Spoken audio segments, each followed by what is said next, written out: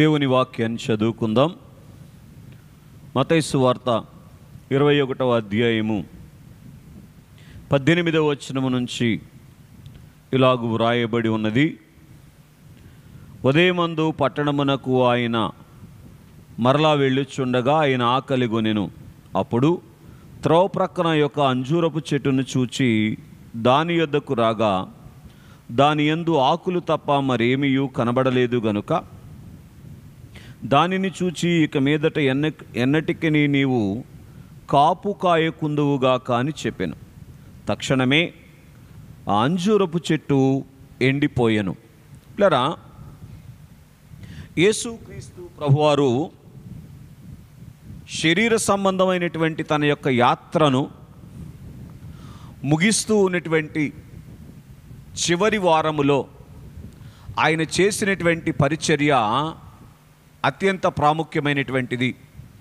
ఎవరైతే ఈ లోకములోనికి వచ్చిన వారిలో ఇక నేను ఫలానా రోజు ఫలానా సమయానికి ఈ లోకాన్ని విడుస్తాను అనేటువంటి సంగతి కొద్ది రోజులు ముందుగా గ్రహించినటువంటి వారుగా ఉంటారో, ఆ కొద్ది రోజుల్లో కూడా చేసేటువంటి పని అనేటువంటిది చాలా ప్రాముఖ్యమైనటువంటి పని వారు జరిగించేటువంటి వారుగా ఉన్నారు. ఈ లోకమునకు వారు వచ్చినటువంటి ఉద్దేశాన్ని పరిపూర్ణంగా వాళ్ళు పూర్తి చేయటానికి ఆ కొద్ది దినాలు కూడా వాడుకునేటువంటి వారుగా ఉన్నారు. అలాగున్నే యేసుక్రీస్తు ప్రభువారు మటలాదివారము దినం మొదలుకొని పరిశుద్ధ శుక్రవారము దినమున సిలువను అధిరోహించి సిలువ మీద ఆయన ఈ యజ్ఞమయ్యేటువంటి ఆ సమయమునకు ముందు చేసినటువంటి పరిచర్య అంతా కూడా వాస్తవానికి దేనికి సాదృశ్యమైనటువంటి పరిచర్య అంటే, ఒకానొక రోజున యేసుక్రీస్తు ప్రభువారు మధ్యాకాశములోనికి వచ్చినప్పుడు ఏం కోరుకుంటున్నారో అది తెలియచేసేటువంటి పరిచర్య. అలాగే మానవుడు ఈ లోకయాత్రను పూర్తి చేసిన తర్వాత దేవుని యొద్దకు చేరుకోవాలి అనేటువంటి ఉద్దేశం ఎవరైనా కలిగి ఉంటే వారు దేవుని యొద్దకు చేరుకోవాలి అనేటువంటి ఉద్దేశము కలిగినటువంటి వారు ఏ స్థితిలో ఉంటే వారు దేవుని యొద్దకు చేరుకోగలరు అనేటువంటి సంగతిని వెల్లడి చేసేటువంటి పరిచర్య ఈ పరిశుద్ధ వారములో ప్రభు చేశారు. వాస్తవానికి 3.5 సంవత్సరాలైన సేవా జీవితం అంతటిలో కూడా ఆయన ప్రయాసపడింది ఎందుకొరకు అంటే, భూలోకములోనికి వచ్చినటువంటి మానవుణ్ణి పరలోకానికి అంటే మోక్షలోకానికి లేదా స్వర్గలోకానికి తీసుకొని వెళ్ళటానికి అవసరమైనటువంటి రీతిగా మానవులను సిద్ధపరచటానికి, ఏం చేయటానికి, మానవులను సిద్ధపరచటానికి ఆయన ప్రయాసపడినటువంటి మాట మనం ఎరుగుదుము. ఏ రీతిగా మానవుడు ఈ లోకములో జీవిస్తే ఒకానొక రోజున ఈ లోకయాత్రను పూర్తి చేసుకున్న తర్వాత దేవుని యొద్దకు చేరగలరు అనేటువంటి సంగతిని తెలియచేయటానికి ఆయన ప్రత్యక్షముగాను పరోక్షముగాను కూడా పరిచర్య చేశారు. కానీ ఈ పరిశుద్ధ వారము, పరిశుద్ధ ఆదివారము నుంచి పరిశుద్ధ గురువారము సాయంకాలము వరకు ఆయన చేసినటువంటి పరిచర్య అత్యంత ప్రాముఖ్యమైనటువంటిది అని మనము గుర్తించవలసినటువంటి వారముగా ఉన్నాం.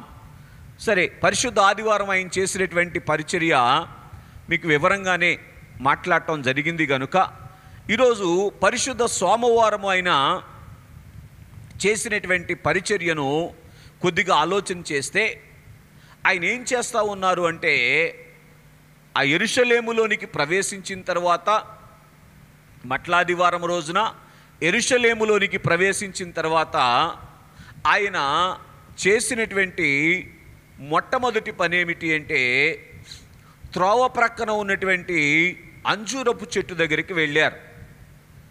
ఎందుకు వెళ్ళారంట?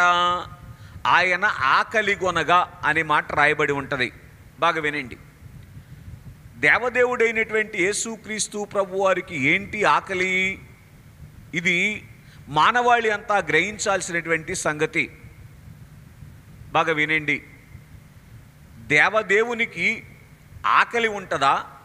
ఆకలి ఉంటే ఆకలి ఏంటి అని కొద్దిగా మనం ఆలోచన చేస్తే, యోహాను సువార్త 4వ అధ్యాయములో ప్రభు మాట్లాడుతూ, నా తండ్రి చిత్తము నెరవేర్చుటయు ఆయన యొక్క పని కడముట్టించుటయు నాకు ఆహారమును పానీయమునై ఉన్నది అని తెలియచేశారు. రిఫరెన్స్ చెప్పండి అమ్మా. యోహాను సువార్త 4వ అధ్యాయం 34వ వచనం. కాబట్టి ఇలా దేవుని యొక్క ఉద్దేశం ఏమిటి అంటే, మానవుడు దేవలోకములోనికి చేరుకొనుట కొరకు దేవుడు ఎదురు చూడటమే దేవునికి కలిగినటువంటి ఆకలి. ఇలాగున దేవలోకానికి మానవుడు చేరుకోవటానికి రెండు రీతులుగా చేరుకోవటానికి అవకాశాన్ని దేవుడు ఏర్పాటు చేశారు. ఒకటి మరణములోనికి వెళ్ళి, రెండవది సజీవముగా ఉండి. ఈ రెండు రీతులుగాను కూడా దేవలోకానికి మానవుడు చేరుకొనుట కొరకు ఈ రీతిగా ఈ లోకములో ఉన్నప్పుడు కనబడగలిగితే, లేదు ఈ లోక యాత్ర ముగించే లోపు కనబడగలిగితే, ఆ మానవుడు దేవలోకములోనికి చేరుకొనగలడు అనేటువంటి సంగతిని యేసుక్రీస్తు ప్రభువారు మానవుడుగా ఈ లోకానికి వచ్చి, అంటే దేవుడే మానవుడిగా ఈ లోకానికి వచ్చి వెల్లడి చేశారు. కనుక ఇప్పుడు యేసు ప్రభువారి యొక్క ఆకలి ఏమిటి అంటే, ఆయన చేయవలసినటువంటి పని 3.5 సంవత్సరాల సేవా జీవితంలో అంతా పనిచేశారు. ఇంత పని చేసిన తరువాత, చెప్పవలసినటువంటి బోధలు చెప్పిన తర్వాత, చూపించవలసినటువంటి మాదిరి చూపించిన తర్వాత, ఏమండి చేయవలసినటువంటి అద్భుతాలు చేసిన తరువాత, పిల్లరా అంటే ఏమేమి మానవునికి అవసరమో అవన్నీ చూపించిన తర్వాత, ఆ 3.5 సంవత్సరాల ఆయన యొక్క సేవా జీవితంలో ఎంతమంది తనను వెంబడించేటువంటి స్థితిలోనికి వచ్చారు, అంటే తానున్నటువంటి స్థితిలోనికి వచ్చారు. బాగా వినండి. దేవలోకానికి చేరుకోవటానికి ఏకైకమైన అర్హత ఏమిటి అంటే, దేవుని యొక్క రూపమును, దేవుని యొక్క స్వభావాన్ని మానవుడు అందుకోవాలి. అంతకు మించి వేరే మార్గము లేదు అని మనం గ్రహించాలి. దేవుని యొక్క స్వభావములో మనలను పాలివారినిగా చేయుట కొరకే దేవుడు ఏం చేశారు? మానవుడిగా ఈ లోకానికి వచ్చారు. ఈ మాట పత్రికల గ్రంథములో పౌలు గారి ద్వారా దేవుడు రాయించారు. దేవ స్వభావములో మనము పాలివారం అగునట్లు. మనం అందరం దేంట్లో పాలువారం అవ్వాలి చెప్పండి? దేవస్వభావములో, దేవుని యొక్క స్వభావములో పాలివారం అవ్వాలంటే అర్థం ఏంటన్నా? అంటే అర్థం ఏంటంటే, దేవుడు ఏ స్వభావం కలిగిన వారుగా ఉన్నారో ఆ స్వభావం మనం కలిగినటువంటి వారముగా ఉండాలి. మనము అంటే ఎవరైతే మోక్షలోకానికి, దేవలోకానికి, దేవుని దగ్గరికి వెళ్ళాలి అని అనుకుంటున్నారో ఆ స్వభావం కలిగి ఉండాలి. కనుక ఇదిగో దేవుని స్వభావం అంటే ఇలాగుంటుంది అని ఈ లోకానికి చూపించటానికే దేవుడు మానవుడిగా ఈ లోకానికి వచ్చారు. ఇది గ్రహించగలిగితే మనం ధన్యులం. కాబట్టి ఆయన 3.5 సంవత్సరాలు చూపించవలసినటువంటి దేవ స్వభావము అంతా చూపించినటువంటి వారుగా ఉన్నారు. ఎందుకు చూపించాల్సి వచ్చింది అంటే, ఆదికాండ గ్రంథము 3వ అధ్యాయములో మానవుడు దేవునికి దూరం అయిపోయిన తర్వాత మానవుడు పోగొట్టుకున్నది వంటిది ఏమిటి అంటే, అసలు దేవస్వభావం అంటే ఏంటి అనేటువంటి సంగతిని కూడా మానవుడు మర్చిపోయిన వాడుగా ఉన్నాడు. కాబట్టి దేవుని స్వభావము మానవుడు మర్చిపోయాడు గనుక మానవునకు తోచినటువంటిది దేవుని స్వభావముగా మానవుడు భావించేటువంటి పరిస్థితిలోనికి వచ్చివేసినటువంటి వాడుగా ఉన్నారు. కాబట్టి అందుకే మీరు ఊహించినటువంటిది కాదు దేవుని స్వభావము, మీ జ్ఞానానికి తోచినటువంటిది కాదు దేవుని స్వభావం అనేటువంటి సంగతిని దేవుడు వెల్లడి చేయటానికి మానవుడిగా ఈ లోకానికి వచ్చి చేసినటువంటి పరిచర్య అంతా కూడా ముగించిన తరువాత ఇక ఇంచుమించుగా 4 రోజుల్లో ఈ లోక యాత్రను ముగించేటువంటి సందర్భములో ఆయన చేసినటువంటి పరిచర్య ఈ పరిశుద్ధ సోమవారపు పరిచర్య. అదేమిటి అంటే, ఎందుకు దీన్ని పరిచర్య అంటున్నానంటే, ఆయన ఒక రోజున మన దగ్గర నుంచి ఏం వెతుక్కుంటారు ఇది చెప్పకనే ప్రభు చెప్పివేశారు. చాలామంది దేవుణ్ణి సంతుష్టిపరచటానికి అనేకమైనటువంటి ప్రయాసలు పడుతూ ఉంటారు. కానీ దేవుడు దేనిని బట్టి సంతృష్టి చెందటానికి ఇష్టపడుతున్నారు అనేటువంటిది గ్రహించటం చాలా అవసరం. దేవుని కొరకు దాన ధర్మాలు చేసేటువంటి వారిని మనం చూస్తాం, యజ్ఞయాగాలు చేసేటువంటి వారిని చూస్తాం, పుణ్యకార్యాలు చేసేటువంటి వారిని చూస్తాం, గోదానము, భూదానము, వస్త్రదానము చేసేటువంటి వారిని చూస్తాం. ఇవన్నీ మంచివే కాదని అంటం లేదు. కానీ పిల్లరా, దేవుని స్వభావములో పాలు లేకుండా ఏమి చేసినప్పటికీ కూడా దేవలోకానికి చేరుకోవటం అనేటువంటిది సాధ్యపడదు కదా. కాబట్టి దేవుని పిల్లరా, అందుకే ప్రభు ఏం చేశారంటే, ఆకలి కొనినటువంటి వారుగా ఉన్నారు. ఏంటి ఆయన కొనినటువంటి ఆకలి అంటే, ఇన్ని సంవత్సరాలుగా నన్ను చూస్తూ ఉన్నారు మానవుని వలె, వాళ్ళ మధ్య నేను తిరిగాను, వాళ్ళతో కలిసే నేను పనిచేశాను. ఎవరితో కలిసి చెప్పునానా? ఆ రోజు వారితో, ఈరోజు మనతో కలిసి. మనతో ఎలా కలిసి పనిచేశారు? ఈ వాక్యాలను మనకు బోధిస్తూ ఆయన ఏం చేశారో, ఎలా తిరిగారో ఈ సంగతులన్నీ కూడా గ్రంథములో వ్రాయించి అవి మనం చదువుకుంటూ ఉన్నప్పుడు ఏది వెల్లడి చేశారు? పరోక్షముగా, ఇదిగో ఈ రూపం మీకు కావాలి అనేటువంటి సంగతిని ఆయన వెల్లడి చేశారు. అవునా? కనుక ఆ రీతిగా నేనేమంటానంటే, ప్రభు ఈ రాత్రి మందిరములోనికి వచ్చి, ఎక్కడికి వచ్చి? ఈ రాత్రి మందిరములోనికి వచ్చి, ఇన్ని సంవత్సరాలుగా ఈ బిడ్డలైనటువంటి వారికి బైబిల్ గ్రంథాన్ని ఇచ్చాను, బోధకులైనటువంటి వారిని ఇచ్చాను, బోధ చేయిస్తూ ఉన్నాను, చేయవలసినటువంటి సంగతులన్నిటినీ కూడా వెల్లడి చేస్తూ ఉన్నటువంటి వాడనుగా ఉన్నాను. ఈ అందరూ నేను కోరుకున్నటువంటి స్థితిలోనికి వచ్చారు అని వెతకటానికి రాత్రి మందిరంలోనికి వచ్చారు. ఎందుకు వచ్చారు చెప్పండి? ఎంతమంది నేను కోరుకున్నటువంటి స్థితిలో, అంటే ఇన్ని సంవత్సరాలుగా నేను వారికి నేర్పినటువంటి స్థితిలోనికి వచ్చారో చూడటానికి ఆయన ఈ మందిరంలోనికి వచ్చారు. అదే ఆయన ఆకలి. మనం ఆయనకు వెండి బంగారంలో ఇవ్వాలి అనేటువంటిది ఆయన ఉద్దేశం కాదు. అర్థమవుతుందండి? ఆయన రూపాన్ని మనలో మనం ఆయనకు చూపించగలిగితే, ఏ తల్లికైనా ఏ తండ్రికైనా బిడ్డలను బట్టి ఎప్పుడు సంతోషం కలుగుద్ది చెప్పండి? బిడ్డలు కలిగిన తల్లిదండ్రులు చెప్పండి. ఆ బిడ్డలో ఆ తల్లి పోలికో తండ్రి పోలికో కనబడితేనే కదా సంతోషం కలిగేది కదా. ఆ రీతిగా దేవుని యొక్క ఆశ అంతా కూడా ఏమిటి అంటే, దేవుని పోలిక మానవుడు కలిగి ఉండాలి. అప్పుడు మాత్రమే దేవలోకానికి మానవుడు చేరుకోగలరు. కనుక స్నేహితులరా, ఆయన ఏం చేస్తూ ఉన్నారు అంటే, ఈ రీతిగా ఆకలి కొని ఉన్నారు. ఎప్పుడు ఆకలి కొని ఉన్నారు అమ్మా? ఎప్పుడు ఆకలి కొని ఉన్నారు? ఈరోజు ఆకలి కొని ఉన్నారు. ఏ రోజు? ఈరోజు. ఎవరి విషయంలో ఆకలి కొని ఉన్నారు?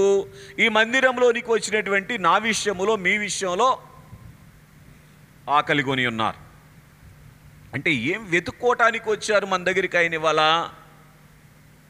అని అంటే, మనం ఆయనకి ఏదో శాలువా కప్పాలి అనేటువంటిది ఆయన ఉద్దేశం కాదు సుమా.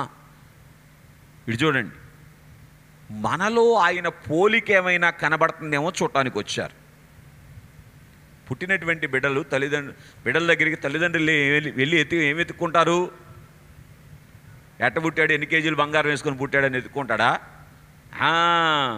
నా పోలిక ఉందా లేదా? అలాగున దేవుని యొద్దకు వచ్చినటువంటి మానవుల విషయంలో దేవుడు ఏం వెతుక్కుంటారో తెలుసా? దేవుని పోలిక వెతుక్కుంటారు. గుర్తుపెట్టుకోనండి.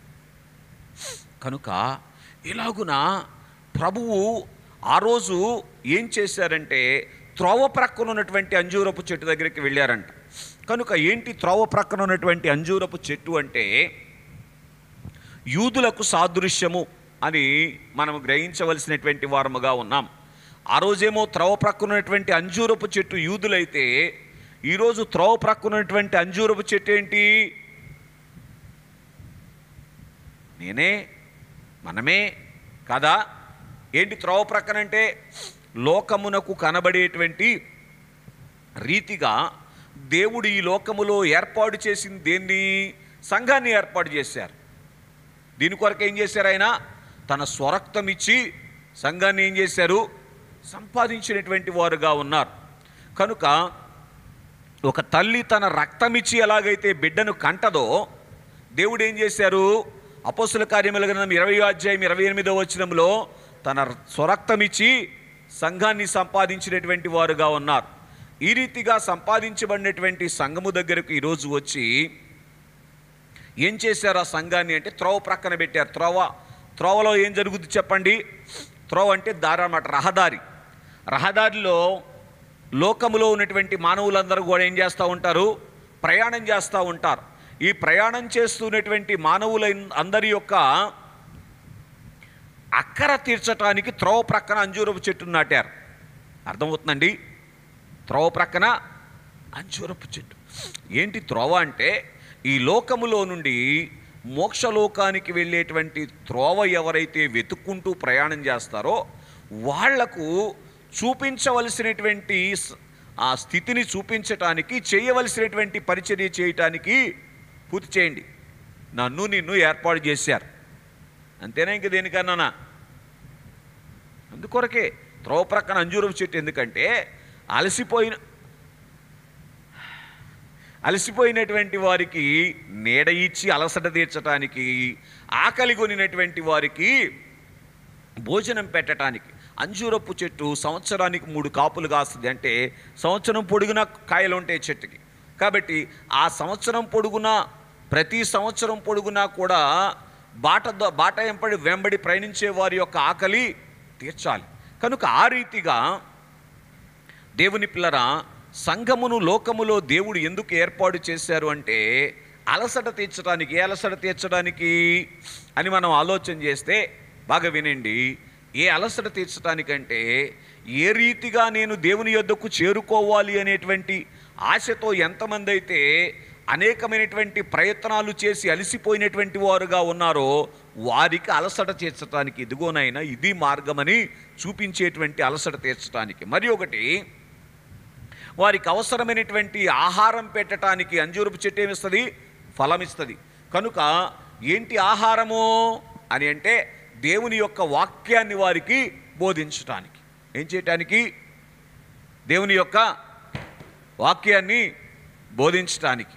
కనుక ఈ రీతిగా ఆయన పరీక్ష చేసినప్పుడు ఏం కనబడుతుందంట? ఆ చెట్టుకు ఆకులు తప్ప ఫలమేమీ కనిపించటం లేదు.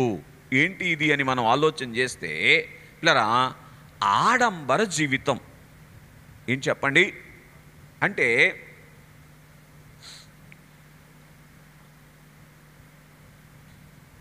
లోక సంబంధమైనటువంటి పిల్లరా ఔన్నత్యము మాత్రమే సంఘములో కనబడతా ఉంది, కానీ ఆత్మ సంబంధమైనటువంటి ఔన్నత్యం కనబట్ల.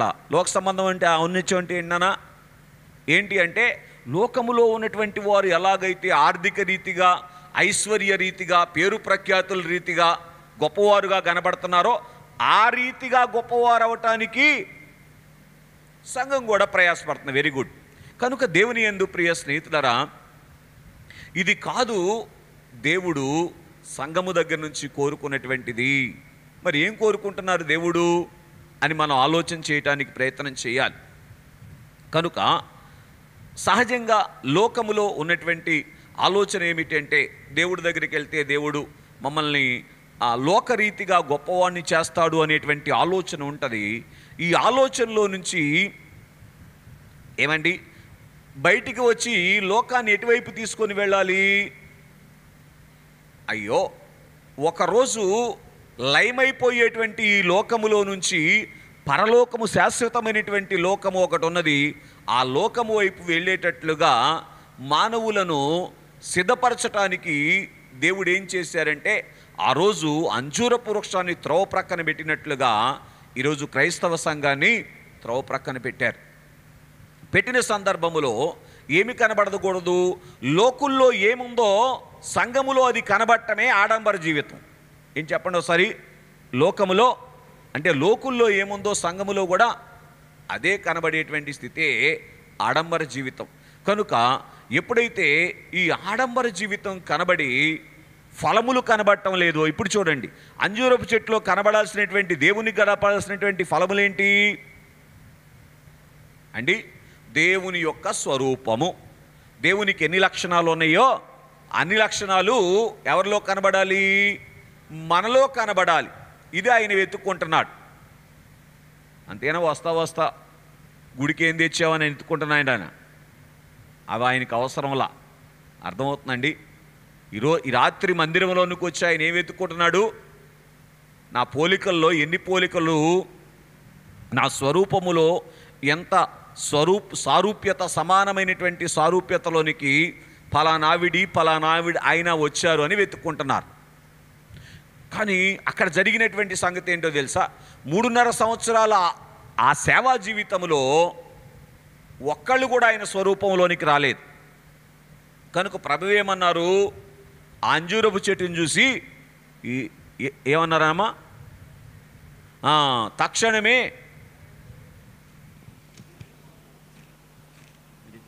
బైబిల్ చదివేటప్పుడు ఫాస్ట్ కరెక్ట్గా చదవండి, అక్కడే ఉందో. మరి అది అడుగుతుంటే తక్షణమే అంటారండి మీరు. కాబట్టి ఇక మీదట నీవు ఎన్నటికి నీ కాపు కాయకుండుగాక అని ఏం చేశారంట? ప్రభువు చెప్పారు.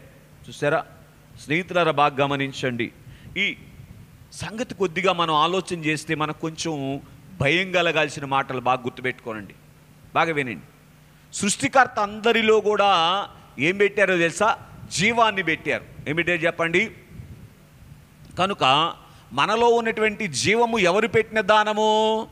దేవుడు పెట్టిన దానం. సృష్టిలో ఉన్నటువంటి వృక్షాల్లోనైనా, సృష్టిలో ఉన్నటువంటి జంతువుల్లోనైనా అందరిలో కూడా దేవుడు ఏం పెట్టారంటే జీవం పెట్టారు. బాగా వినండి. దేని కొరకు దేవుడు జీవము పెట్టారో దాని కొరకు ఆ జీవాన్ని వాడకపోతే ఒకరోజు దేవుడు ఏం చేస్తారు? జీవాన్ని తీసివేస్తారు. బాగా గుర్తుపెట్టుకోనండి. అదే అంజూరపు చెట్టు ఎండిపోవటం అన్నమాట. చూసారా, ప్రభువు ఒక్క మాట సెలవిస్తే ఏమైంది? మట్టేమో మనిషి అయింది ఆదికాండం 2వ అధ్యాయములో. కానీ ప్రభు ఒక్క మాట ఆజ్ఞాపిస్తే ఏమైంది? మనిషి ఏమో మట్టి అయింది. ఇక్కడ అర్థమవుతుందండి. చాలా సందర్భాల్లో ఏమవుద్దులేండి అని అనుకుంటాం. చాలా పొరపాటు సుమా. ఏ ఉద్దేశముతో దేవుడు ఈరోజు ఈ క్షణాన్ని మనకు ఆయుష్కాలముగా ఇచ్చారో ఆ ఉద్దేశము మన జీవితంలో నెరవేరకపోతే చెప్పక తప్పదు, తక్షణమే ఏమండి ఎండిపోవలసినటువంటి పరిస్థితి కూడా వస్తుంది. ఇప్పుడు మీరు అందరు నన్ను ఒక ప్రశ్న అడగాలి, అయ్యా మరి అనేక మంది దేవుని స్వరూపం ఒకటి కూడా కలిగి ఉండట్లేదు కదా, వాళ్ళు ఎందుకు ఎండిపోవట్లేదు? ఎండిపోవటం అంటే అర్థం ఏంటి? యాత్ర ముగించేయటం. మరి వాళ్ళు ఎందుకు ఎండిపోవట్లేదు? ఈ మాట చెప్పగలరా ఎవరైనా?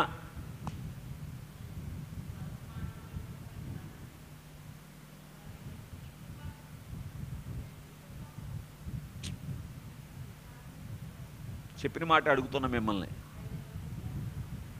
సరే వినండి, ఆయన మన కొరకు ఎండిపోతున్నాడు కనుక మనం ఎండిపోకుండా బతుకుతున్నాం. బాగా గుర్తుపెట్టుకోనండి. విలాపవాక్యముల గ్రంథం 1వ అధ్యాయం 13వ వచనములో ఏం జరిగింది? తండ్రి ఏం చేశారు? కుమారుని యొక్క ఎముకల్లో అగ్నిని ప్రయోగించారు. ఆయన ఎముకలు అట్లాగా మన కొరకు ఎండిపోతున్నాయి కాబట్టి మనం జీవించి ఉండటానికి మార్గము సరళమైంది. ఇంకేంటి మన బతికిపోయంగా, అవునా కదా? కానీ ఒకరోజు వచ్చి ఆయన ఏమంటాడంటే, ఈ ఫలాలు ఇన్ని సంవత్సరాలు నేను నీ కొరకు ఎండిపోయాను, కాలిపోయాను. కాలిపోయాడా? కాలిపోలేదా? ఎట్లాగా?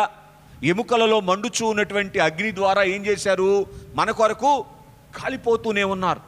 దేని కొరకు కాలిపోతున్నారు? ఆయన స్వరూపమును మనము ధరించు కొనందుకు ఆయన కాలిపోతూ ఉన్నారు. ఎంతకాలం నుంచి? తల్లి గర్భములో పిండ రూపముగా మనము ఏర్పాటు చేయబడిన దినము నుంచి ఈరోజు రాత్రి 9 గంటల సమయం వరకు కూడా ఏం చేస్తూ ఉన్నారు? ఆయన కాలిపోతానే ఉన్నారు. కానీ ఇలా కాలిపోతూ ఉన్నటువంటి ఆయన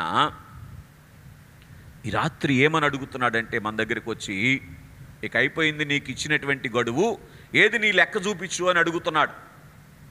ఎంతమందిని చూపించగలం లెక్క? లేకపోతే ఏం జరుగుద్ది? ఏమండి, మన ఇంట్లో మన పెరట్లో మనం పెంచినటువంటి మొక్కే ఎన్ని సంవత్సరాలైనా కాపుగా ఇట్లేదు, ఎంతకాలం ఉంచుతాం? అవునా? ఆలోచన చేయండి. మరి ఎంతకాలం దేవుడు ఇంకా నా కొరకు తన ఎముకలలో అగ్నితో కాలుతూ ఉండాలి? ఒకసారి చెప్పండి. మనమేమో పోస్తే నీళ్లు పోస్తున్నాం, వేస్తే గుప్పెడు ఎరివేస్తున్నాం చెట్టుకి, అంతేనా? మరి ఆయన ఏం చేస్తున్నారు? గట్టిగా చెప్పండి సార్. కాలిపోతూ ఉన్నారు మన కొరకు. అంటే మనము కాలిపోవలసినటువంటి స్థితిని తన మీద వేసుకుంటున్నారు. ఆలోచన చేయండి, ఎంత వేదనకరమైనటువంటి స్థితి. అందుకే ఈ పరిశుద్ధ వారములోనికి వచ్చిన వార్లరా, ఈ రాత్రి ఒక్కసారి మోకాళ్ళ మీద ఉండయా, నాలో ఏ లోపముందో ఆ లోపాన్ని సరిచేసి నీ రూపము నాకొద్దు అని అడుగుదామా? స్నేహితులరా, ఈ క్షణమే ఆ రూపాన్ని అద్దకపోతే మరుక్షణము ఎవరిదో తెలియదు. ప్రభు చెప్పలేదా? మత్తయి వార్త లోకాసు వార్త 12వ అధ్యాయములు అనుకుంటా, ఏమండి, ఒక ధనవంతుని దగ్గరకు వెళ్తే ప్రభు ఏమంటున్నారు? ఈ రాత్రి నీ ప్రాణమును అడుగుచున్నారు. డిఫరెన్స్ ఇస్తే త్వరగా చెప్పాలి. 12:20 మత్తయి వార్త 12:20లో ఏమంటున్నారు? లోకాసు వార్త 12:20లో ఏమంటున్నారు చెప్పండి? ఈ రాత్రే నీ ప్రాణం అడుగు. చూడండి, అలాగున ఈ రాత్రే ఎవరి ప్రాణం అడుగుతున్నారో తెలుసా? ఎవరైతే ఆయన యొక్క స్వరూపాన్ని ధరించుకోలేదో వారందరి ప్రాణాన్ని అడుగుతున్నారు. ఎవరు? అపవాది యొక్క దూతలైనటువంటి వారు అడుగుతూ ఉన్నారు. అడిగితే మరి ఎందుకు పోవట్లా చెప్పండి ప్రాణం?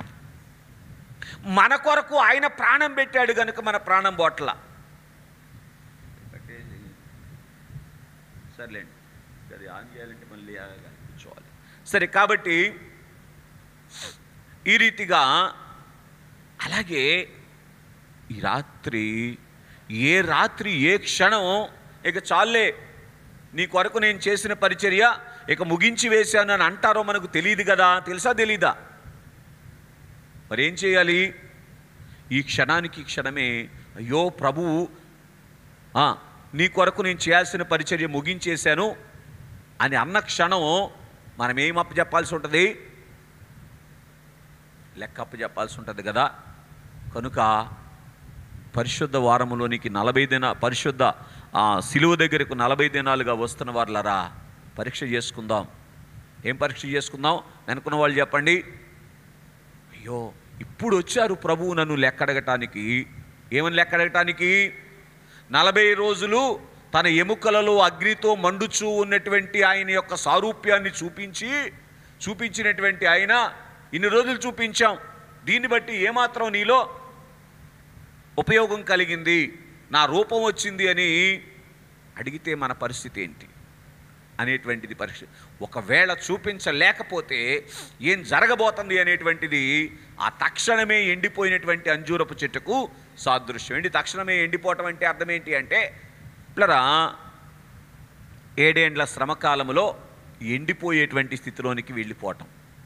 ఏం చెప్పండి? 7 ఏండ్ల శ్రమకాలములో ఎండిపోయేటువంటి స్థితిలోనికి వెళ్ళటం. కాబట్టి ఆ రీతిగా ఆ రోజు ప్రపంచమంతటికినేమో యూదులైనటువంటి వారిని ప్రపంచం యొక్క నడుబొడ్డును దేవుడు పెట్టారు. ఈరోజు గ్రామానికి క్రైస్తవ సంఘాన్ని నడిబొడ్డును దేవుడు పెట్టారు. కనుక అలాగున ఉంచినటువంటి స్వామి ఏమంటున్నారు? ఇవాళ ఒకరోజు నేను వచ్చి లెక్క చూసుకుంటాను అని అంటున్నారు. అన్ని రోజులు అట్లాగే మౌనం కూర్చుంటాను అంటున్నారా? 3.5 సంవత్సరాలు ఏం చేశారు ఆయన? చెప్పునానా? మౌనంగా ఉన్నారు. ఆయన చేయాల్సిన పరిచర్య అంతా చేసేశారు. కానీ ఇక 3.5 సంవత్సరాలు ముగింపులు ఏమైపోయింది? లెక్కడగటానికి వచ్చేసారు. ఏది ఎన్ని ఫలాలు సంపాదించావని. అంజూరపు చెట్టుని అడుగుతారా? నన్ను కూడా అడుగుతారా? మిమ్మల్ని కూడా అడుగుతారా? మిమ్మల్ని అంటే మాట్లాడలేదండి. మరి చూసారు అయ్యగారంటే అంతలోకు. కనుక దేవుడు మిమ్మల్ని దీవించును గాక. కనుక దేవుని పిల్లారా, ప్రతి వారిని కూడా దేవుళ్ళు లెక్క అడుగుతారు. మీరు చదవండి ప్రకటన గ్రంథము 22వ అధ్యాయములో 12వ వచనం యొక్క మనం చదివితే, ఇదిగో త్వరగా వచ్చుచున్నాను, వాని క్రియ చొప్పున ప్రతివానికి ఇచ్చుటకు నేను సిద్ధపరిచిన జీతము. సరే, ప్రతివానికా కొందరికేనా? ప్రతివాని ప్రతి క్రియ కూడా దేవుని దగ్గర వ్రాయబడి ఉంటుంది. దేవుని దగ్గర ఏమున్నాయంటని చెప్పండి? అనేక గ్రంథాలు ఉన్నాయి అని 20వ అధ్యాయం ప్రకటన గ్రంథంలో మనం చూస్తూ ఉన్నటువంటి వారముగా ఉన్నాం. 12వ వచనములో మాట రాయబడింది, గ్రంథములో వ్రాయబడి ఉన్న ప్రకారము వాటిని బట్టి తమ క్రియల చొప్పున మృతులు తీర్పు పొందిరి. కనుక సజీవులుగా ఉన్నటువంటి వారుకేమో సజీవుల తీర్పు, మృతులైనటువంటి వారికేమో మృతులకు కూడా ఏమన్నది చెప్పండి? తీర్పు ఉన్నది అని మనం చూస్తూ ఉన్నటువంటి వారముగా ఉన్నాం. కాబట్టి ఈ పరిశుద్ధ మంగళవారపు దినమున ఏమండి ప్రభు ఏం పరిచర్య చేస్తున్నారంటే, అబ్బాయి ఏం పరిచర్య చేస్తున్నాను చెప్పు. ఒకరోజు నేను లెక్క చూసుకోవడానికి వస్తాను. ఆ రోజు ఈరోజే అనుకో. ఈరోజు అనుకోవాలి, మరి రేపుడికి రేపే అనుకోవాలి. ఈ క్షణానికి ఈ క్షణమే అనుకో. ఎందుకంటే కాలములు సమయములు తండ్రి తన స్వాధీనములో ఉంచుకున్నారు. అవునా స్నేహితులారా, గమనించండి. ఈ 2025లో ఎన్ని కార్యాలు జరుగుతున్నాయో మన కళ్ళ ముందు చూస్తూ ఉన్నాం. ఏ రెప్పపాటు సమయము ఎవరి జీవితానికి ముగింపు సమయమో, ఏ రెప్పపాటు సమయము ప్రభు రాకడ సమయమో ఎవరు అంచనా వేయలేని పరిస్థితి. కాబట్టి ఏం చేయాలి? దేవదాసయ్య గారు చెప్పిన మాట ఏంటి? నేడే ప్రభు వచ్చుననుకొనివాడు ధన్యుడు. కనుక అలాగున స్నేహితులరా, ఈ పరిశుద్ధ దేవాలయ పరిచర్య ద్వారా ఆయన ఆశించినటువంటి ఫలమైనటువంటి ఆయన సారూప్యమును అందుకొనగలిగినటువంటి ధన్యత దేవుడు మనకు అనుగ్రహించునుగాక. ఆమేన్.